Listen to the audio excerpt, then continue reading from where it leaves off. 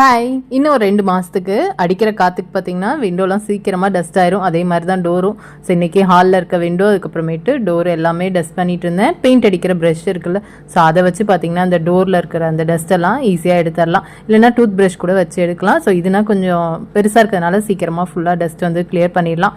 அதே மாதிரி ஸ்விட்ச் போர்டும் அப்படி தான். துடைக்கிறது ஷெடோன் அடைக்கி ஸ்விட்ச் போர்டெலாம் துடைப்பேன். மித்த நாள் இந்த மாதிரி டஸ்ட் பண்ணி விட்டுறது. அடுத்தது கிச்சனில் இருக்க ஜன்னலும் அதே மாதிரி தான்.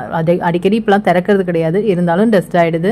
ஸோ அது பார்த்தீங்கன்னா லைட்டாக தண்ணி ஸ்ப்ரே பண்ணி விட்டுட்டு ஈர துணி வச்சு எல்லாம் தொடச்சி விட்டுட்டு மணி பிளான்ட் காலையிலே எல்லாம் வாஷ் பண்ணி வெளியில் வந்து வச்சுருந்தேன்.